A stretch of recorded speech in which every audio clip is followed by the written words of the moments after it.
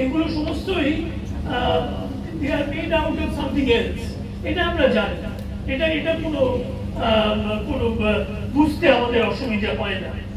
তো what are the constituents of these particles? এই bridge অথবা building অথবা bus, এগুলো they are made out of metals, bricks and mortar, perhaps maybe animal cells, তো এরকম কিছু দিয়ে তৈরি। And we can estimate their properties, তাদের কি property সেগুলো আমরা জানতে পারি যদি আমরা জানি যে এই এগুলো দিয়ে তৈরি সেগুলোর কি property, তাদের কি density, তাদের কি mass, এগুলো যদি আমরা জানি তাহলে সেখান থেকে আমরা we can estimate the mass of the particle, the mass of the major thing which is built out of them, সেগুলো বার করতে পারি আমরা সহজে। কিন্তু এবারে কোয়েশ্চেনটা হচ্ছে যে কিন্তু এইগুলো কি এই কনস্টিটিউয়েন্ট গুলো যে metals, bricks and mortar et cetera, animal cells, এইগুলো কি কিছু থেকে তৈরি সেটাও আমরা জানি না। সেগুলো কিসের থেকে তৈরি? না সেগুলো মলিকিউল থেকে তৈরি। তো মলিকিউল গুলো কি একটা টিপিক্যাল এক্সাম্পল আমি এখানে দিয়েছি। হয়তো এটা হতে পারে যে এই অডিয়েন্সটা একটু মিক্সড, কারণ মানে এখানে তোমরা হয়তো কেউ আছো আমি জানি না, হয়তো ক্লাস 9 থেকে, আবার কেউ আছো হয়তো ক্লাস 11 কিংবা ক্লাস 12 থেকে। 11 only 11 okay, that's better, তাহলে non uniformityটা কম হবে হয়তো। So all of you then know what are molecules. তো আমি এখানে হয়তো তাদের কিছু জিনিস হয়তো একটু বেশি সরল লিখেছি, যে এই উল্টো আসছে কেন? আচ্ছা যাই হোক, কোনো কারণে এটা পুরো জিনিসটা উল্টে গেছে। যাই হোক, anyway, this molecule is made out of this is the water molecule. So this is not the water molecule, and this is the the water molecule is this. এখানে একটা অক্সিজেন আর দুটো হাইড্রোজেন দিয়ে তৈরি the water molecule, আর এখানে হচ্ছে একটা water solution, মানে এখানে there are many molecules of water. So there are too many types of molecules, and they are themselves made out, not the molecules are themselves made out of atoms. এটাও আমরা জানি যে the atomic structure, যে hydrogen আর দুটো oxygen থেকে একটা water molecule তৈরি। Carbon dioxide is CO2, carbon monoxide is CO. এখন the number of molecules is already quite large. There are an immense number of molecules. So there must be some more fundamental particles which are actually atoms. So atoমের জন্য আমাদের যেটা জানতে হবে সেটা হচ্ছে the periodic table.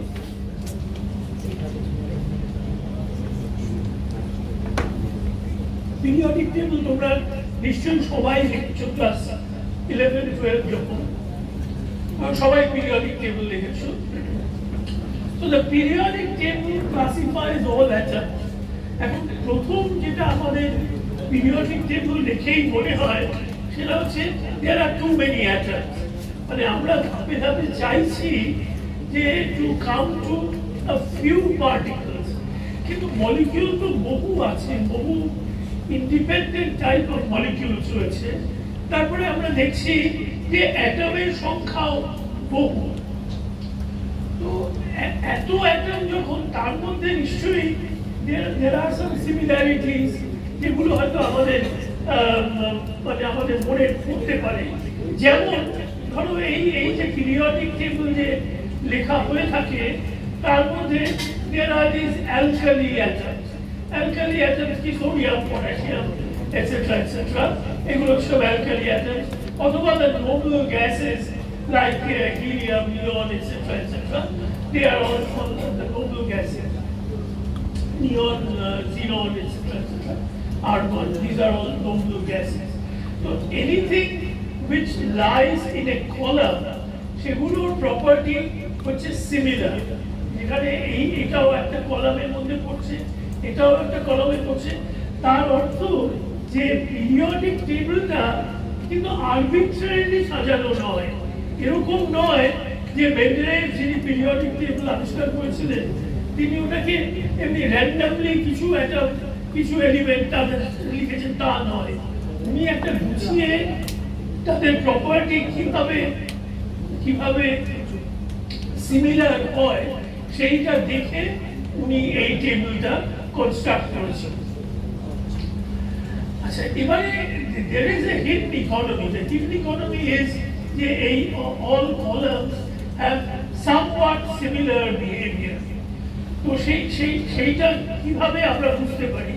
সেটা বুঝতে পারি from the fact that the number of electrons in the outer shell, যে আমরা তো জানি যে অ্যাটমের একটা ইলেকট্রনের একটা শেল স্ট্রাকচার রয়েছে, তো সেই the number of electrons in the outer shell, they determine the properties of atoms.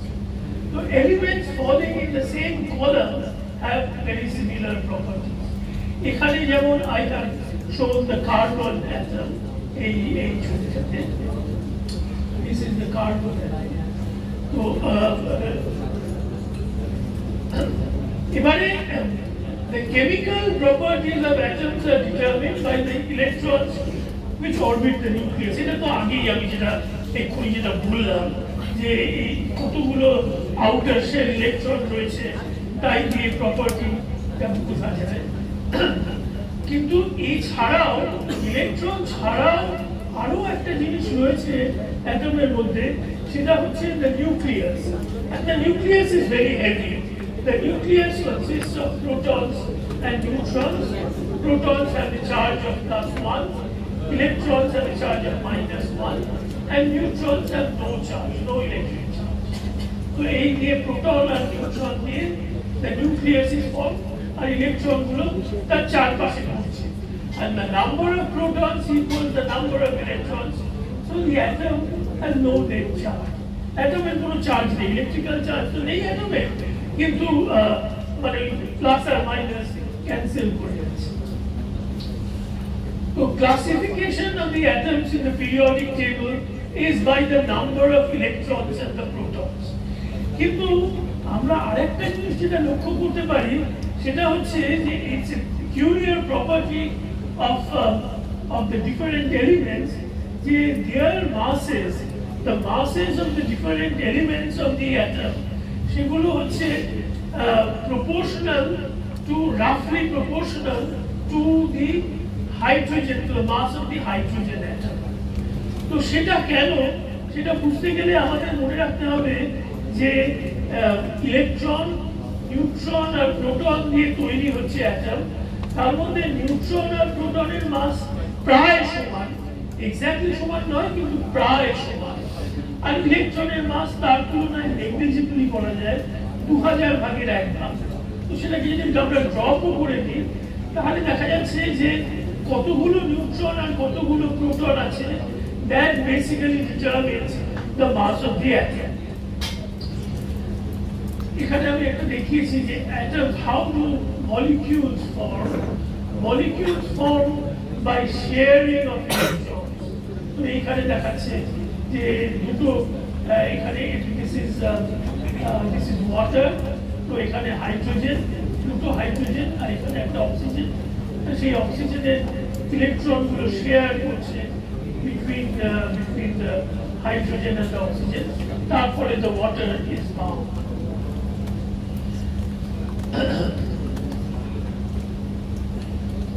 How do atoms interact? Atoms তো আমরা দেখলাম যে atoms are neutral.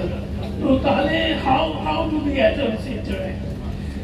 Atoms interact by electromagnetic interactions.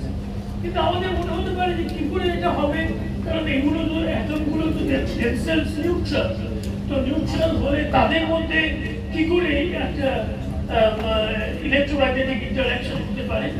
তো সেটা বুঝতে গেলে আমাদের মনে রাখতে হবে যে কনসিডার এ ডাইপোল, একটা dipole has two charges plus q and minus q separated by a distance, সেটাকে আমরা বলতে পারি 2 times a।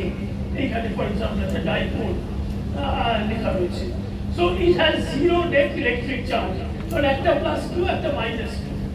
However, because the two electrons, the two charges in the dipole are not at the same location, সে দুটো একটু দূরে রয়েছে পরস্পরের থেকে, তো তার ফলে they have a net electric field. They can produce a net electric field. আমি যদি সেই ডাইপোলের যে পজিটিভ চার্জ আর নেগেটিভ চার্জ সেটার মাঝখান দিয়ে একটা প্লেন আঁকতে পারি, তাহলে সেই প্লেনের উপরে সব জায়গায় ইলেকট্রিক ফিল্ড জিরো হবে, সন্দেহ নেই।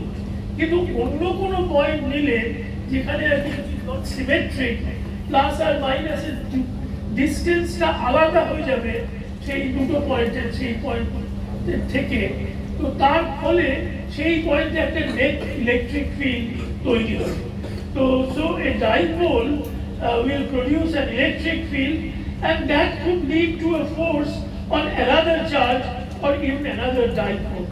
অর্থাৎ যেটা যদিও একটা অ্যাটম is neutral, তার পজিটিভ চার্জ আর নেগেটিভ চার্জ সমান, কিন্তু পজিটিভ চার্জ আর নেগেটিভ চার্জ একই পয়েন্টে নেই, দুটো আলাদা পয়েন্টে রয়েছে। তো তার ফলে একটা নেট ইলেকট্রিক ফিল্ড তৈরি হতে পারে, এবং সেই ইলেকট্রিক ফিল্ডের ফলেই অ্যাটমদের মধ্যে একটা ইলেকট্রোম্যাগনেটিক ইন্টারঅ্যাকশন হওয়া সম্ভব।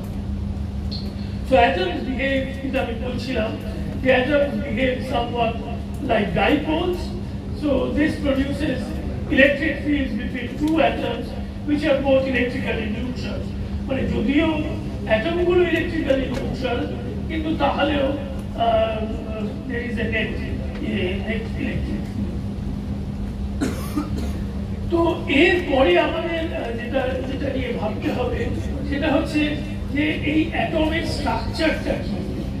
এখন যখন প্রথম ইলেকট্রন আবিষ্কার করেছিলেন জে টমসন, তখন তার মনে হয়েছিল যে হয়তো ইলেকট্রন তো আছেই অ্যাটমের মধ্যে, কিন্তু অ্যাটমের তো কোনো নেট চার্জ নেই, কাজেই হয়তো এরকম হতে পারে যে একটা পজিটিভ চার্জ ব্যাকগ্রাউন্ডের মধ্যে জায়গায় জায়গায় ইলেকট্রন বসানো রয়েছে।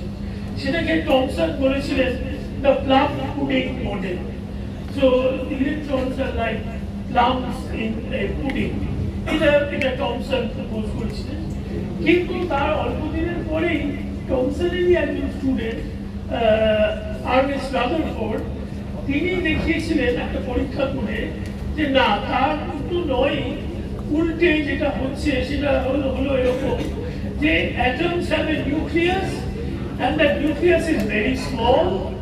Nucleus is কত small যে if the atom is blown to 1 kilometer radius, তাহলে nucleus will have a 1 centimeter radius.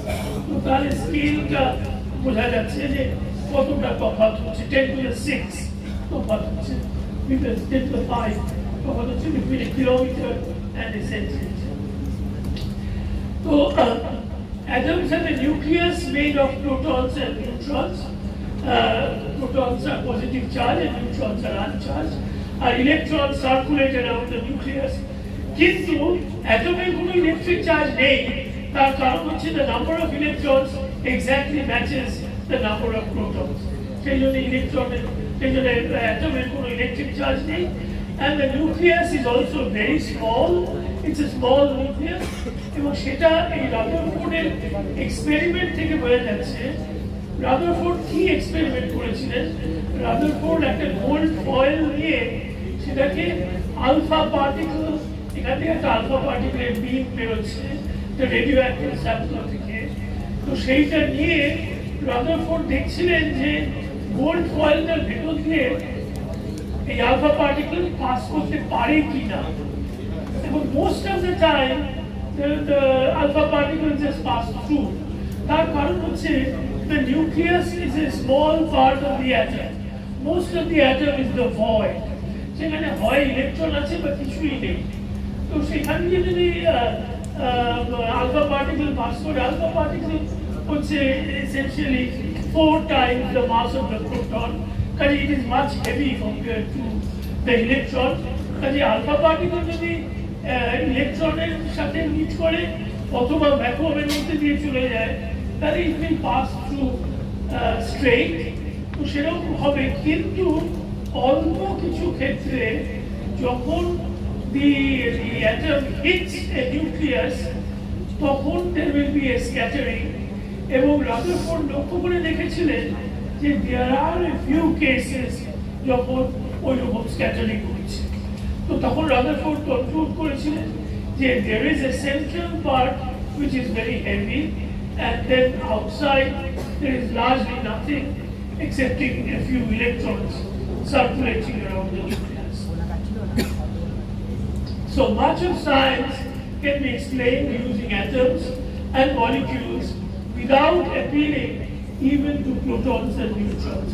Proton neutron is দরকার হয় না, atom এবং molecule দিয়ে আমরা large part of science আমরা বুঝতে পারি। আচ্ছা, কিন্তু এবারে কোয়েশ্চেনটা হচ্ছে যে নিউট্রন আর প্রোটন তারা কি এলিমেন্টারি? তাদের মধ্যে কি অন্য কিছু আছে না তারা এলিমেন্টারি? যে টমসন প্রথম দেখিয়েছিলেন যেটা যে atoms contain electrons, তারপরে রাদারফোর্ড দেখালেন যে in fact atoms have a nucleus, এবং তার চারপাশে the nucleus is very small, তার চারপাশে ইলেকট্রন ঘুরে বেড়াচ্ছে।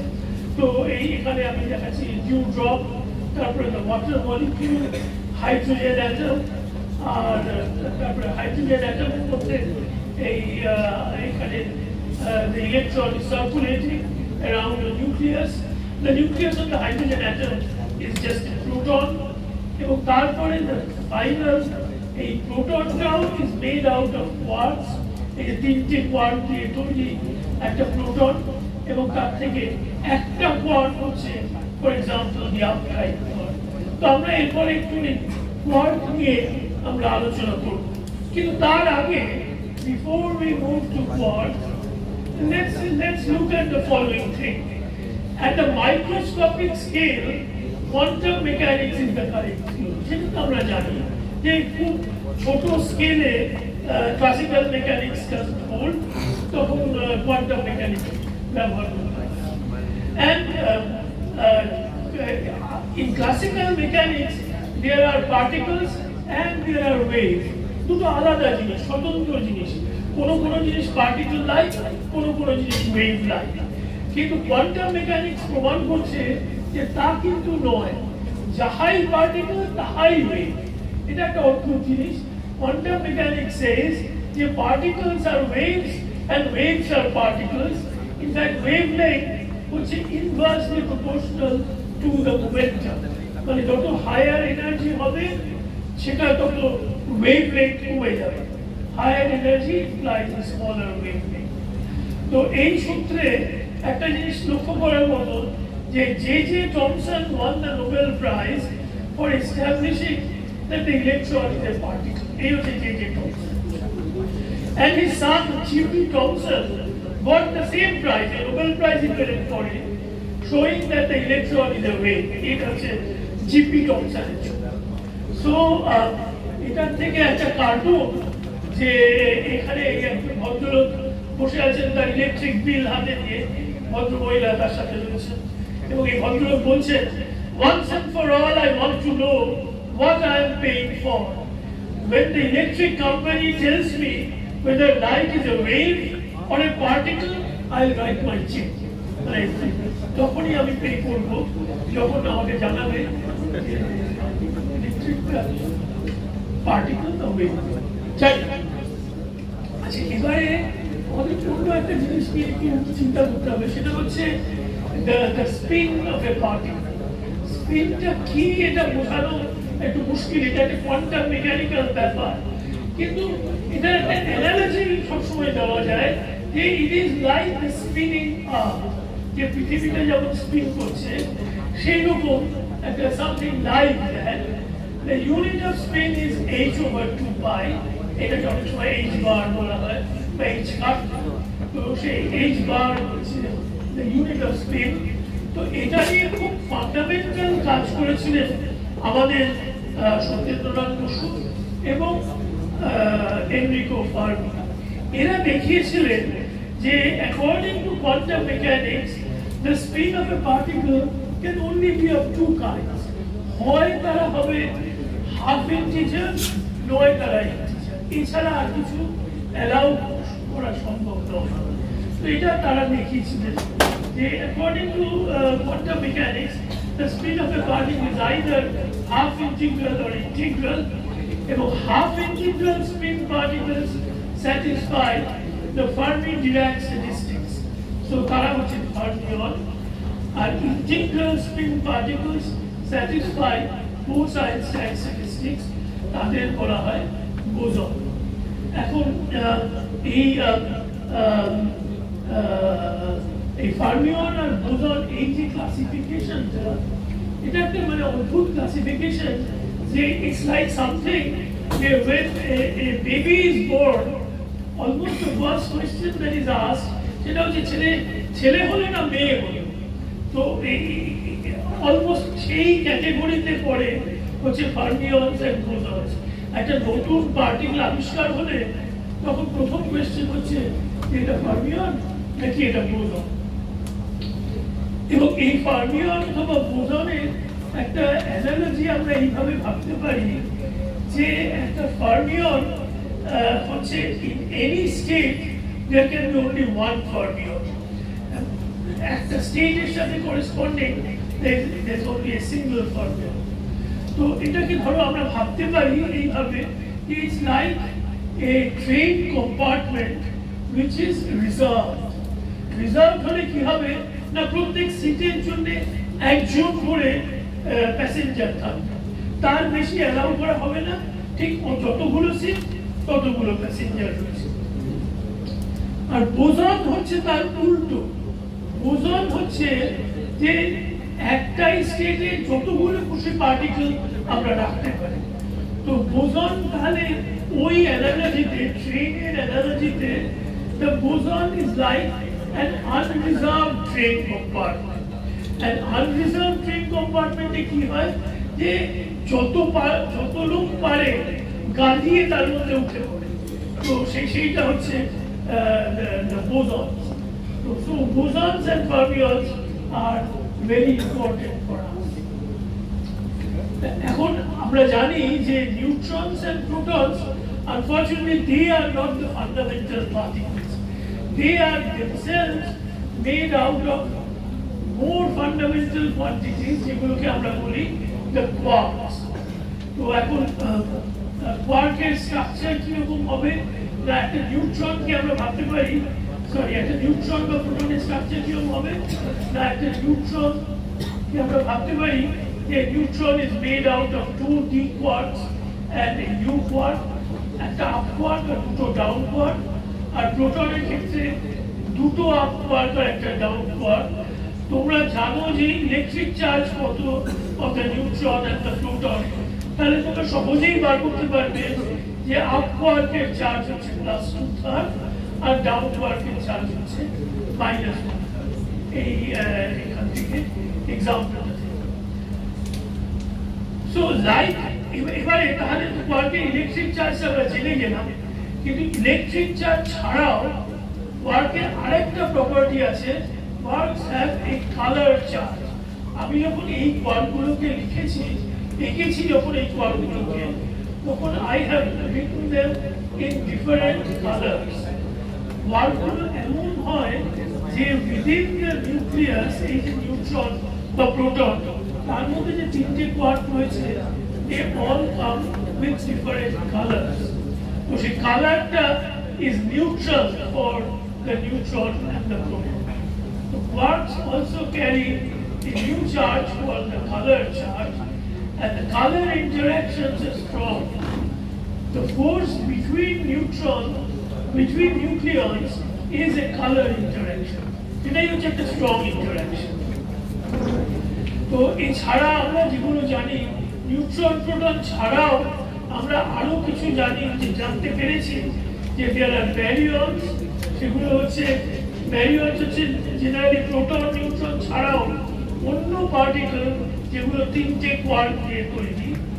আর another type of strong interactions সেটা হচ্ছে mesons, যেটা q বার দিয়ে তৈরি। এই বারটা was supposed to sit here, কিন্তু এটা প্রকার ওইখানে চলে গেছে। এটা এইখানে। So the mesons are made out of a quad, anti-quad pair, and the baryons are made out of quad. Other kinds of quads have been found, but শুধু up down নয়, আরো অন্য কোয়াড আমাদের পরীক্ষা করে পেয়েছি। এবারে এই যে হেভিয়ার নিউক্লিয়ন লাইক পার্টিকেলস আমরা বলেছি ব্যারিয়নস, এই ব্যারিয়ন যখন আরো পাওয়া গেল তখন সেই ব্যারিয়ন গুলোকে যখন একটা এরকম ট্যাবিউলারলি প্লট করা হয়, অ্যাজ এখানে আমি প্লট করেছি আইসোস্পিন একদিকে আর আরেকদিকে হাইপার চার্জ আরেকটা কোয়ান্টাম নাম্বার। তো এটা যখন প্লট করা হয় তখন এটার একটা সার্টেন ক্যারেক্টারিস্টিক স্ট্রাকচার পাওয়া যায়, হয় এরকম স্ট্রাকচার স্পিন হাফ ব্যারিয়নস, নয়তো স্পিন থ্রি হাফ ব্যারিয়নস, তাদের এইরকম একটা স্ট্রাকচার, এরকম সমস্ত ইউনিক স্ট্রাকচার কতগুলো পাওয়া যায়। তো এই ধরনের স্ট্রাকচার পাওয়ার ফলে এটা একটা পিরিয়ডিক টেবিলকে আমাদের মনে করিয়ে দেয়, এটা একটা পিরিয়ডিক টেবিলের মতো। তার থেকে আমরা বুঝতে পারি যে there is some symmetry, underlying symmetry in the quad model। তো সেটা কি সেটা আমরা পরে হয়তো বুঝতে পারবো। কিন্তু এবারে আমার যেটা বলার কথা সেটা হচ্ছে how do quads interact। আচ্ছা, আমার কোটায় শেষ করার 12:30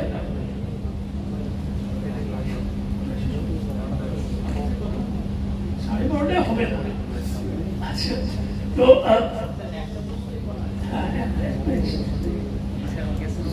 এবার আমার তাহলে ভাবতে হবে যে how do quads interact.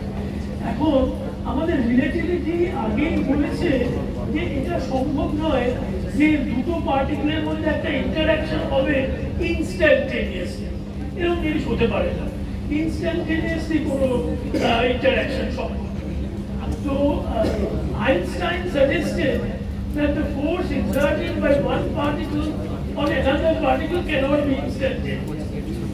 It has to carry, the information has to be carried from one point to another. So সেটার মানে হচ্ছে যে কোনো একটা মেসেঞ্জার থাকতে হবে to carry the information about the interaction. তো ইলেকট্রোম্যাগনেটিক ইন্টারঅ্যাকশনের জন্য সেই মিডিয়েটিং পার্টিকেলটা হচ্ছে দ্য ফোটন। যে ইলেকট্রন থেকে দুটো ইলেকট্রন ইন্টারঅ্যাক্ট করে ইলেকট্রোম্যাগনেটিক্যালি, তাহলে একটা photon is exchange between the two electrons.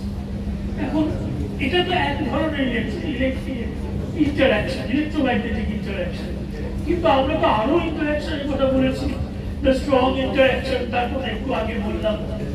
তো সেই অন্য ইন্টারঅ্যাকশন গুলোর জন্য হোয়াট আর দ্য ফোর্স মিডিয়েটার্স, সেটাও তো আমাদের ভাবতে হবে যে there are some other particles which are the force mediators. The force mediators are all bosons. এই ইলেকট্রন বা কোয়ার্ক এগুলো হচ্ছে সব ফার্মিয়ন, কিন্তু এই mediators of forces are bosons. So quark and lepton interactions কি হতে পারে? The quarks, there are up and down type quarks, and leptons such electron, neutrino, etc. These are elementary particles. How do they interact with each other? কিভাবে তারা interact করছে? না, electromagnetic interaction তো একটা জিনিস, এছাড়া আর কি interaction তাদের রয়েছে, আর সেই interaction গুলো কত স্ট্রং, এসব কোয়েশ্চেন আমরা ভাবতে পারি। তো তার উত্তর হচ্ছে এখানে যে there are four basic forces. Gravity is felt by all, সবাই গ্র্যাভিটি ফিল করতে পারে, আর গ্র্যাভিটি ছাড়া আর যেগুলো আছে ইলেকট্রোম্যাগনেটিজম, সেটা আমরা জানি, which unifies electricity and magnetism. আর তারপরে electromagnetic and weak interactions, they are unified in what is called the electroweak theory. আমরা ইলেকট্রোউইক থিওরি নিয়ে একটু কথা পরে বলবো। আর electroweak and strong interactions sit in what is called the standard model. আর এই interactions are due to particle exchange। তো আমরা যদি এই সব পার্টিকেলের একটা ক্যাটালগ করি, তাহলে ক্যাটালগটা হচ্ছে এইরকম যে this are the different types of quartz, এইগুলো হচ্ছে ইলেকট্রন, তার নিউট্রিনো, আর তার সিমিলার কতগুলো আরো অন্য পার্টিকেল আছে, মিউন আর টাউ আর তাদের নিউট্রিনো। আর এইগুলো হচ্ছে দ্য ফোর্স ক্যারিয়ার্স, এইগুলো হচ্ছে বোসনস। আমি এখানে কিন্তু গ্র্যাভিটিকে আনিনি, ইনক্লুড করিনি, এবং I have not included the Higgs boson. The Higgs boson is a spin zero particle. এবারে এই যে উইক ইন্টারঅ্যাকশনের কথাটা আমি একটু আগে বললাম যে উইক ইন্টারঅ্যাকশনস আর due to the W boson, এই যে W আর Z boson এইগুলো হচ্ছে responsible for the weak interaction, আর gluon হচ্ছে responsible for the strong interaction. তো এই W আর Z সম্বন্ধে যদি একটু বলতে চাই, তাহলে W আর Z হচ্ছে similar to the photon exchange, কিন্তু দ্য ফোটন ইজ মাসলেস, সেই জন্য ইলেকট্রোম্যাগনেটিক ইন্টারঅ্যাকশনস হচ্ছে লং রেঞ্জ। আর বিটা ডিকে, যেটা কি একটা neutron goes to a proton, আর দিকে একটা নিউট্রিনো আর একটা ইলেকট্রন তৈরি হচ্ছে, that is exchange, that is due to the exchange of a W boson. তো এই W boson এর যে প্রপার্টিটা আমরা জানি সেটা হচ্ছে it's very heavy, এটার মাস হচ্ছে 80 times the proton mass। এখন এই অবধি এসে আমরা একটা জিনিস নিয়ে একদম সম্পূর্ণ আলোচনা বাদ রেখেছি, সেটা হচ্ছে গ্র্যাভিটি। তো আমাদের গ্র্যাভিটি সম্বন্ধে একটু সামান্য কথা বলা দরকার। গ্র্যাভিটির কথাটা প্রথমে বলতে গেলে আমাদের মাস সম্বন্ধে একটা আইডিয়া করা দরকার, যে দু ধরনের মাস রয়েছে। একটা হচ্ছে গ্র্যাভিটেশনাল মাস, যেটা দিয়ে we can tell যে how do two particles interact by gravity। তো এইটা হচ্ছে সেই ফর্মুলাটা, নিউটনের ফর্মুলা। আর এটাও নিউটনের ফর্মুলা, কিন্তু এটা অন্য formula. This gives the inertial mass of the particle. So the mass tells how a body responds to a force or so এই দুটো মাস, যে গ্র্যাভিটেশনাল মাস আর ইনার্শিয়াল মাস, ইন প্রিন্সিপল এটা আমরা মনে করতে পারি যে এটা দুটো আলাদা জিনিস, কিন্তু তা কিন্তু নয়। Gravitational mass is actually the same as the inertial mass. এটা একটা খুব ইম্পর্টেন্ট জিনিস। তার কারণ কি না, তার কারণ হচ্ছে the motion of a particle under a gravitational force does not depend on its mass. কেন? Why does it not depend on the mass? তার কারণ দেখো, the force itself is proportional to the mass. আবার এদিকে ফোর্সের ফলে যে acceleration হবে, that involves the mass times the acceleration. কাজেই যদি if it moves under gravity, তাহলে তো মাসটা কেটে বেরিয়ে যাচ্ছে তার থেকে। So therefore gravitation এটা একটা প্রপার্টি, যে gravitation does not depend on the mass of the particle. So motion of a particle under the gravitational force does not depend on its mass. All particles move in the same manner. এটা একটা খুব অদ্ভুত ব্যাপার, মানে এটা আমরা অন্য কোনো ইন্টারঅ্যাকশন এরকম নেই যেখানে এই প্রপার্টিটা হচ্ছে। এখন এর থেকে আমরা একটাই জিনিস কনক্লুড করতে পারি, this is all particles move in the same manner under gravity, তাহলে it must be a property of space time itself, অন্য কিছু নয়, অন্য কোনো কারণে নয়। মানে স্পেস টাইমটাই এমন যে তার জন্য একটা পার্টিকেল কিভাবে মুভ করবে সেটা ডিটারমিন হচ্ছে। So this leads us eventually to general relativity. এটা হচ্ছে the equivalence principle. It's one of the cornerstones of the general theory of relativity. আচ্ছা, কিন্তু আমরা নিয়ে যেতে চাই আবার যে আলোচনাটা আমরা করছিলাম, যে ইলেকট্রিসিটি আর ম্যাগনেটিজম, সেটা তো আমরা জানি যে ম্যাক্সওয়েল দেখিয়েছিলেন যে ইলেকট্রিসিটি আর ম্যাগনেটিজম আর different attributes of the same quantity. যে ইলেকট্রিসিটি থেকে ম্যাগনেটিজম তৈরি করা যায়, আবার একটা ভ্যারি ম্যাগনেটিক ফিল্ড থেকে একটা ইলেকট্রিক ফিল্ড তৈরি করা যায়। তো এবারে কোয়েশ্চেনটা হচ্ছে যে এইরকম ভাবে ইলেকট্রোম্যাগনেটিজম যেমন ইউনিফাই ইলেকট্রিসিটি এন্ড ম্যাগনেটিজম, সেই রকম ভাবে ওয়েদার উই ক্যান ইউনিফাই অন্য যেসব ইন্টারাকশন আমরা জানি, যেমন electromagnetism and the weak interaction. এখন আইনস্টাইন চেষ্টা করেছিলেন যে যখন Einstein general theory of relativity propose করেছিলেন, তখন আইনস্টাইন তখন সেই সময়ে একমাত্র ইলেকট্রোম্যাগনেটিক ইন্টারাকশন জানা ছিল, এবং আইনস্টাইন তখন ভেবেছিলেন যে ইলেকট্রোম্যাগনেটিজম আর গ্র্যাভিটি দুটোকে হয়তো ইউনিফাই করে একটা কোনো অন্য একটা মডেল অফ ইউনিফিকেশন তৈরি করা সম্ভব। তো আইনস্টাইন সেটার জন্য অনেক পরিশ্রম করেছিলেন ঠিকই, কিন্তু it was not successful.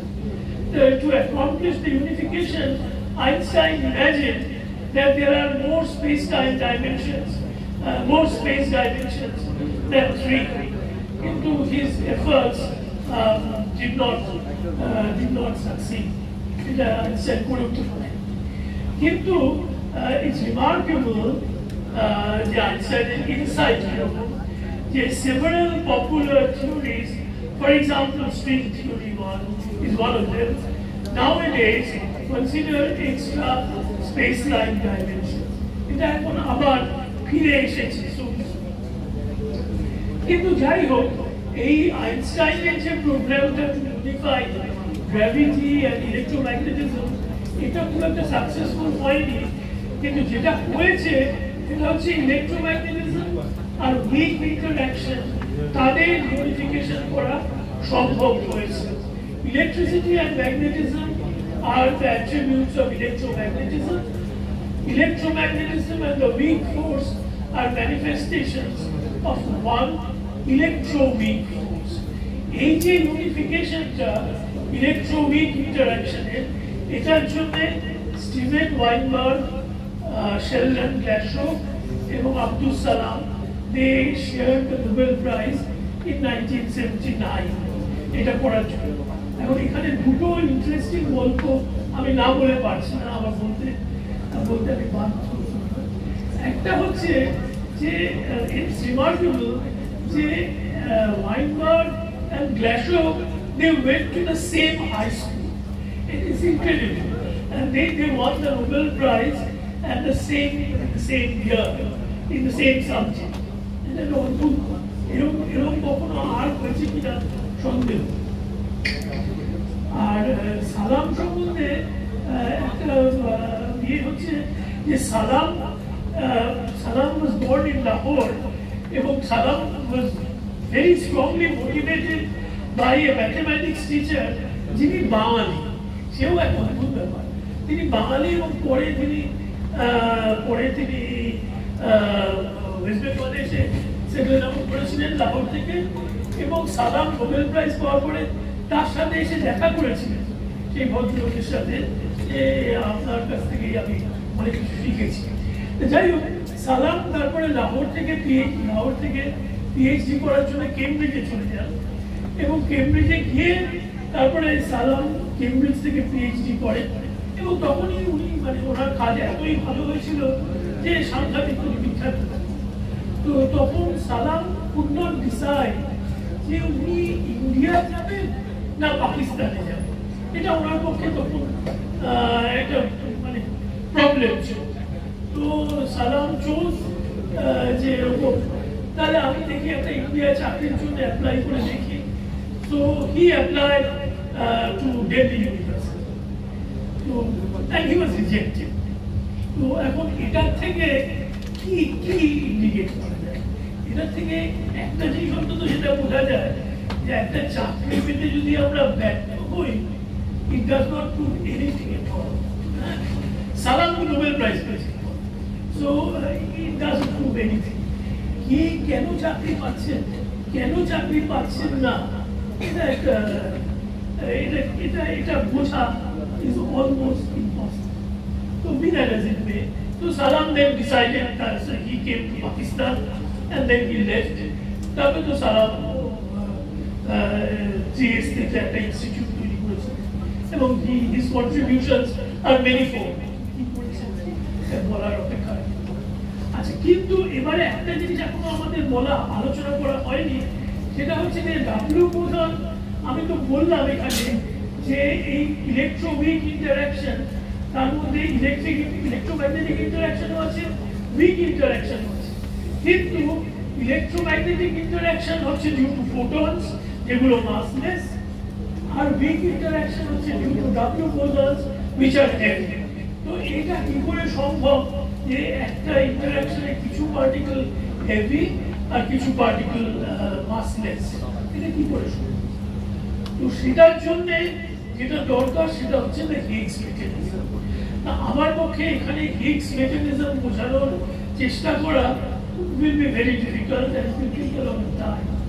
So what I will do instead is to remind you যে এখানে একটা ফাইনম্যানের ছবি, যে ফাইনম্যান বলছেন যে all mass is interaction. Mass is a measure of inertia, so the more interaction there are, that makes it more difficult for the particle to move. So it is basically a measure of the interactions that a particle has, এবং এইটারই একটা culmination হচ্ছে the Higgs mechanism. Higgs mechanismটা কি, এটা আমার পক্ষে এখন এখানে বুঝিয়ে বলা তো খুব মুশকিল। তো আমি যেটা করবো সেটা হচ্ছে show you a bunch of cartoons which indicate how the Higgs mechanism works. তো এখানে দেখাচ্ছে যে একটা খুব ভিড়, একটা ঘরের মধ্যে প্রচন্ড ঠাসাঠাসি লোক, আর একজন ভিআইপি ভদ্র মহিলা এখানে she wants to get in from here, from this door, and she wants to go out from some other door, অন্যদিকে এই ঘরের মধ্যে দিয়ে উনি পাস করবেন। তো এখন in a crowded room the passage is difficult, the movement is hindered because of this extra inertia, কারণ যাওয়া তো মুশকিল, এরকম একটা ভিড় ঠেলে যেতে হবে। So it is very difficult for the VIP to go through the room. So this idea is used in the Higgs mechanism. So কি করছেন, ভদ্রমহিলা শেষ পর্যন্ত যাচ্ছেন ঠিকই, ওই ভিড় ঠেলেই যাচ্ছেন। তো এইটার যে অ্যানালজিটা হিগস মেকানিজমে ইউজ করা হয়েছে সেটা হচ্ছে, and it's a very radical idea. আমি অনেক সময় হিগসের পেপারটা দেখাই, যে পেপারের জন্য পিটার হিগস নোবেল প্রাইজ পেয়েছেন, সেই পেপারটা 1.5 পাতার একটা পেপার, 1.5 পাতার পেপার, এবং সেটা যারা পরে ভবিষ্যতে হয়তো যারা ফিজিক্স পড়বে, এমএসসি পড়বে, তাদের সেটা এমএসসি ক্লাসে হোমওয়ার্ক দেওয়া যায়, সেই রকম একটা কাজ। কিন্তু সেই কাজটাদের জন্যই নোবেল প্রাইজ পেয়েছেন। তার কারণ তিনি একটা সাংঘাতিক র্যাডিক্যাল প্রপোজাল করেছেন। তার র্যাডিক্যাল প্রপোজালটা হচ্ছে the vacuum of the universe is not empty. আমরা তো এতদিন জানি যে vacuum is an empty state, vacuum-এ কিছু নেই, কিন্তু হিগস বলেছিলেন যে the vacuum of the universe is not empty. সেখানে it has a background, a condensate of the Higgs field, মানে Higgs field দিয়ে ঠাসা, যেমন এখানে ভিড় দিয়ে ঠাসা, নানা লোক দিয়ে ঠাসা, সেরকম ওখানে the vacuum is filled, it has a background of the Higgs field, and this is responsible for particle masses, মানে ভিড় ঠেলে যেতে হচ্ছে বলে সেই জন্যে কিছু পার্টিকেল মাস গেইন করছে, and that is the Higgs mechanism. তো এখন কোয়েশ্চেনটা উঠবে যে তাহলে হিগস বোসন কি? হিগস বোসন তো 2012 সালে আবিষ্কার হয়েছে, তার জন্য পিটার হিগস নোবেল প্রাইজ পেয়েছে, সেটা কি? তাই what is the Higgs boson? এখন we can ask the question, how can we know about the Higgs condensate? যে এই যে বলছে যে একটা ভিড় আছে, the vacuum is not empty, the vacuum is filled with the Higgs field, সেটা আমরা বুঝবো কি?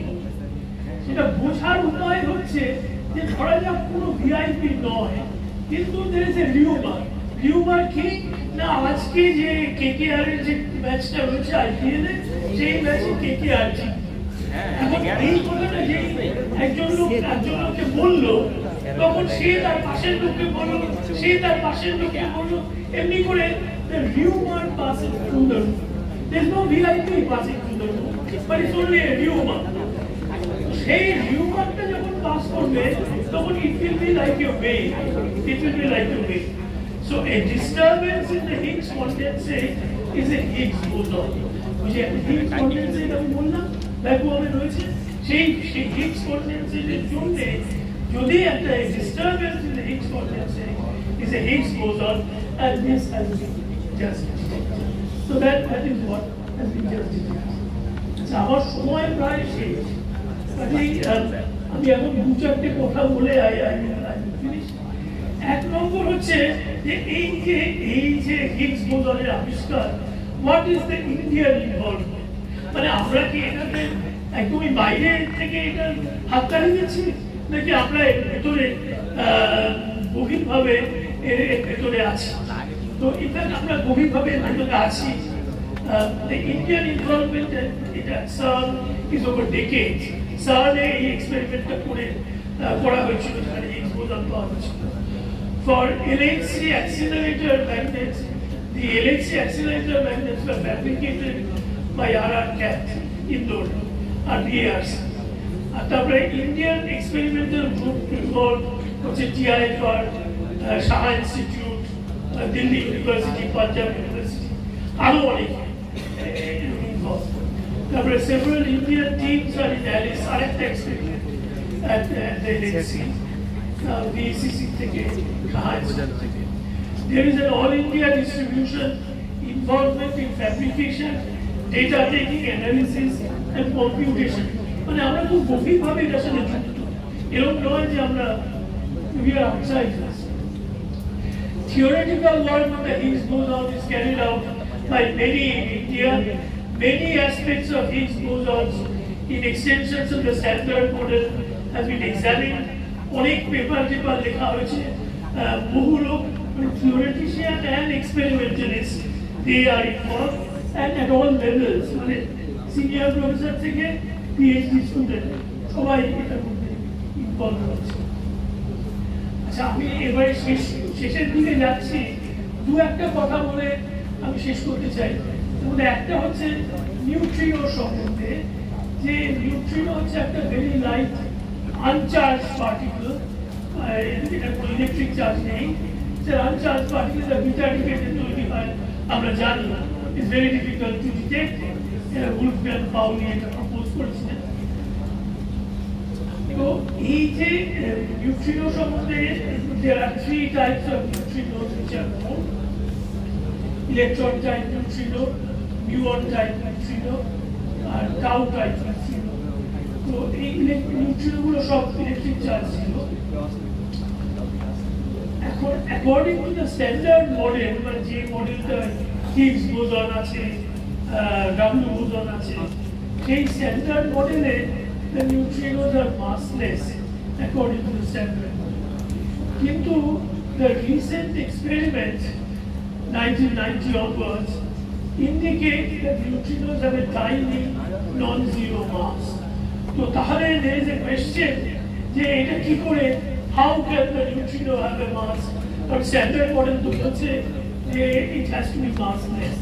তার মানে স্ট্যান্ডার্ড মডেলের পরেও আমাদের আরো কিছু নতুন চিন্তা করতে হবে। সেই রকমই আরেকটা জিনিস হচ্ছে dark matter in the universe. Dark matter in the universe কি, সেটা হয়তো তোমরা কিছুটা শুনেওছ। সেটা হচ্ছে বেসিক্যালি যে আমাদের কেপলারের যে প্রেডিকশন, সেটা বলবে যে as we go away from the radius of the center of the galaxy, তখন the rotational, it's what we have plotted to the rotational speed. The rotational speed is expected to rise and then fall steadily. কিন্তু experiment করে যেটা দেখা যাচ্ছে, সেটা হচ্ছে the rotation speed has a flat distribution. এছাড়াও dark ম্যাটারে আরো একাধিক এভিডেন্স রয়েছে। তো এটা এখন বলা সম্ভব নয় যে ডার্ক ম্যাটার নেই। তো ডার্ক ম্যাটার তো আছে বটেই, কিন্তু ডার্ক ম্যাটার কি তার কোনো সদুত্তর এখন পর্যন্ত আমরা জানি না। Particle physics has several candidates, কিন্তু at this moment we do not have a definite answer for dark matter. এটাও একটা জিনিস যার জন্য হয়তো আমাদের নতুন কিছু ভাবনা চিন্তা করতে হবে। আবার সিমিলারলি আরেকটা জিনিস হচ্ছে ডার্ক এনার্জি। এখন আমরা যে যে পার্টিকেলগুলোর কথা জানি সেই পার্টিকেলগুলো হচ্ছে এই একটা খুব যে হলুদ রঙের যে জায়গাটা, এই জায়গাটা, বাকি ডার্ক ম্যাটার হচ্ছে এই পোর্শনটা, আর বাকি লার্জ একটা পোর্শন হচ্ছে ডার্ক এনার্জি। এটা evidence for dark energy has come from many directions, from distant supernovae, from CMBR, cosmic microwave, background radiation, যে anisotropy, সেইটার থেকে এগুলো সব কেয়ারফুলি ফিট করা যায় স্ট্রাকচার ফরমেশন থেকে। তো এখন এই ডার্ক এনার্জিটা কি যদি আমরা খুব সরল ভাষায় যদি বোঝার চেষ্টা করি, তো সেটা হচ্ছে এইরকম যে আমি যদি একটা বল উপরের দিকে ছুঁড়ে দিই, তাহলে সেই বলটা আস্তে আস্তে স্পিড কমতে একটা জায়গায় গিয়ে সেটা জিরো হবে, হয়ে তারপরে আবার সেটা করতে হবে। এটাই হচ্ছে দ্য প্রপার্টি অফ গ্র্যাভিটি। গ্র্যাভিটির জন্য আমরা এক্সপেক্ট করি যে দ্য ইউনিভার্স ইজ এক্সপ্যান্ডিং, কিন্তু it will expand up to a certain point, তারপরে perhaps it will reverse and then it might end up all together, একটা ক্রাঞ্চ হবে শেষ পর্যন্ত।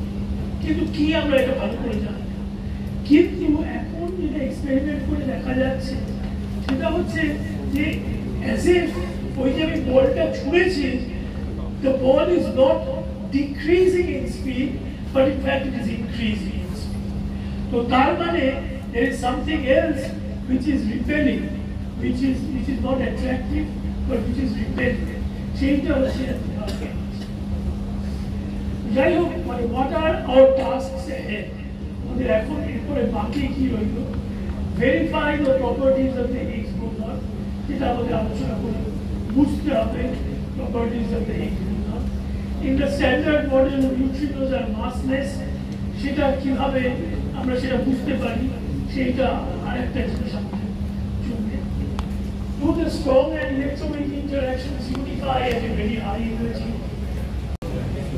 কোনো কোয়েশ্চেন্স থাকলে তোমরা বলো, আর কিছু জিজ্ঞেস করার থাকলে যা কিছু মনে আসে।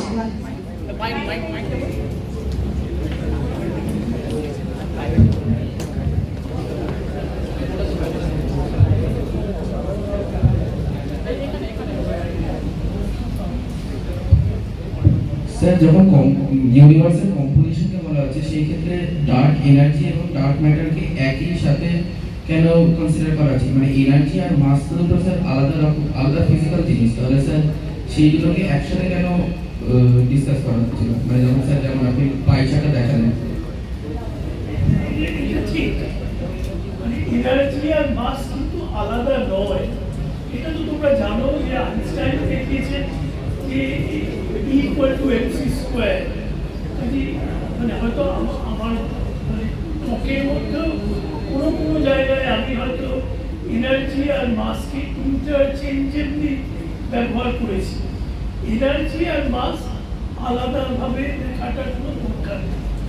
এটা আইনস্টাইন দেখিয়ে দিয়েছেন যে এনার্জি আর মাস একই জিনিস, একইভাবে করা হচ্ছে। Thank you sir.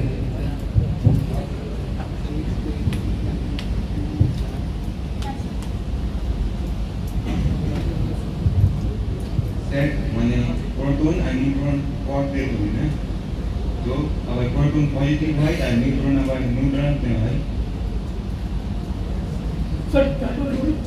মানে প্রোটন আর নিউট্রন হচ্ছে কোঅর্ডিনেট হবে না, প্রোটন আর নিউট্রন হচ্ছে কোঅর্ডিনেট হবে। হ্যাঁ, তাহলে প্রোটন আপনার পজিটিভ চার্জ আর নিউট্রন আবার নিউট্রাল কেন হয়? Neutral charge.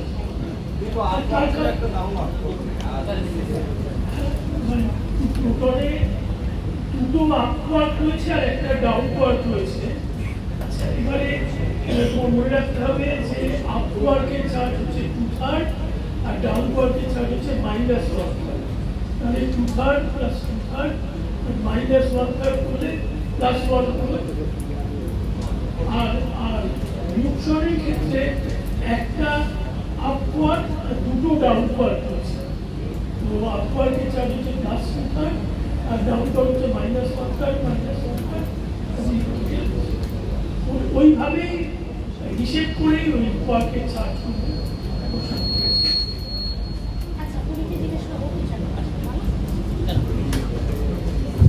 লেকটিয়ন স্ট্যান্ড যেটা ইলেকট্রন তো লেকটিয়ন যে তৈরি, ইলেকট্রন আর নিউট্রিনো। ইলেকট্রন তো লেকটিয়নের প্রপার্টি সম্বন্ধে কিছু ইলেকট্রনের প্রপার্টি সম্বন্ধে মানে একটা তো জিনিস হচ্ছে যে ইলেকট্রন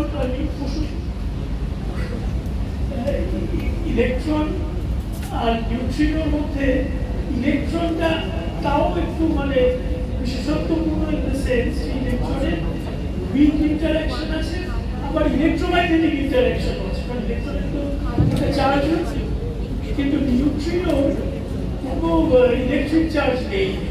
তার ফলে নিউট্রিনোর একমাত্র ইন্টারাকশন হচ্ছে the weak interaction, and the weak interaction itself is very weak.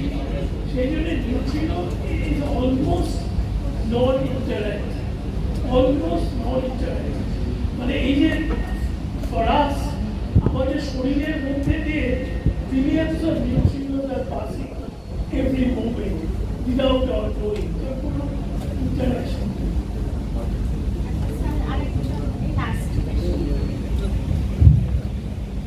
Thank you, sir, for this lecture. Sir, margin को सुनिश्चित है light is faster, but fastest thing.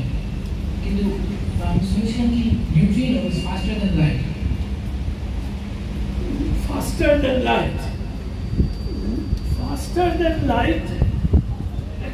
There is a theory. There can be some particles which can move faster than light. এটা একটা theory আছে, তাদের মাস হতে হবে imaginary. একটু ভেবে দেখো, থেকে বার করতে পারবে যে কেন তাদের মাস ইমাজিনারি। তো সেই ধরনের পার্টিকুলার কথা লোকেরা বলে, কিন্তু সেটার কোনো প্রমাণ তো এখন পর্যন্ত এক্সপেরিমেন্টালি পাওয়া যায়। তো সেই জন্যে আমার মনে হয় যে এগুলো হয়তো মানে at this moment it's a purely theoretical চেষ্টা। Sir, এটা কোনো রিয়ালিটি নেই। আমার মনে হয় যে যতক্ষণ না এক্সপেরিমেন্টে মানে এটা নিয়ে তোমার সাথে আমি হয়তো একটা বিস্তারিত আলোচনা করতে পারি যে whether physics is an empirical science or not. আমার খুব দৃঢ় বিশ্বাস যে physics is an empirical science, অর্থাৎ যে এক্সপেরিমেন্ট করে আমি যা দেখবো সেটাকে আমি বোঝাবার চেষ্টা করি। এখন যতক্ষণ না পর্যন্ত আমি এক্সপেরিমেন্টালি কোনো একটা পার্টিকেল দেখতে পারবো সেটা উইচ মুভস ফাস্টার দ্যান লাইট, ততক্ষণ পর্যন্ত।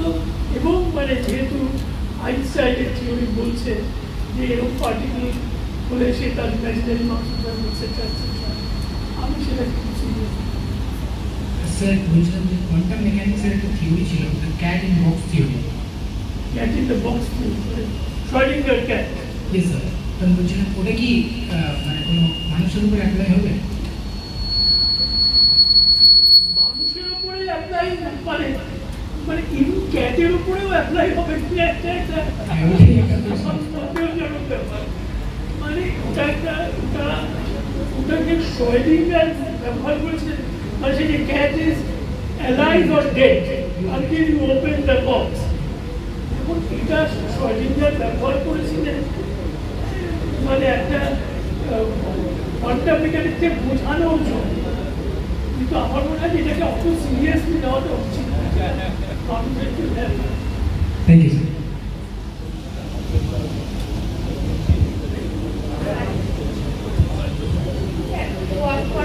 আপনি বলছিলেন যে আপনারা কালার পার্টিকেল কালার ইন্টারাকশন ব্যাপারটা খুব কঠিন কোয়েশ্চেন তুমি জিজ্ঞেস করলে। আমি তো এটা তো বলিনি, মানে বলতে চাইনি। তো এটা বলার আমার উদ্দেশ্য বসো, এটা বলার আমার উদ্দেশ্যটা হচ্ছিল এই উদ্দেশ্যটা বলে মানে বোঝাতে আমি চেষ্টা করবো না, কিন্তু উদ্দেশ্যটা ছিল এই যে আমি বললাম যে ব্যারিয়ন 3টে কোয়ার্ক দিয়ে তৈরি, এবং আমি যে ছবিটা এঁকেছিলাম 3টে কোয়ার্কের ডিফারেন্ট কালার হয়তো মনে থাকবে, তুমি একটা ছবি দেখিয়েছি। এটার মানে হচ্ছে যে এই যে নিউট্রন প্রোটন এগুলোর কোনো কালার নেই, মানে কালারটা এমনভাবে কম্বিনেশন করা হচ্ছে যে কালারটা সিংলেট, কালারটা নিউট্রাল, কালারটা নিউট্রাল। কিন্তু আমার বলার উদ্দেশ্যটা ছিল এইটা যে যদিও তারা কালার নিউট্রাল, দুটো কালার নিউট্রাল পার্টিকেলের মধ্যে একটা স্ট্রং ইন্টারাকশন হতে পারে, এবং সেটার যুক্তিটা হচ্ছে যে আগে একটা জিনিস বললাম যে দুটো অ্যাটম নিউট্রাল হলেও তাদের মধ্যে একটা ইলেকট্রোম্যাগনেটিক ইন্টারাকশন থাকতে পারে। তো সেই যুক্তিটাকে আমি এক্সটেন্ড করি টু দ্য স্ট্রং ইন্টারাকশন। তাহলে যদিও নিউট্রন প্রোটন কালার নিউট্রাল, তাদের মধ্যে একটা স্ট্রং ইন্টারাকশন থাকা সম্ভব। এইটা আমার বলার উদ্দেশ্য ছিল, কিন্তু আমি তো এসব করে ঠিক বলবো।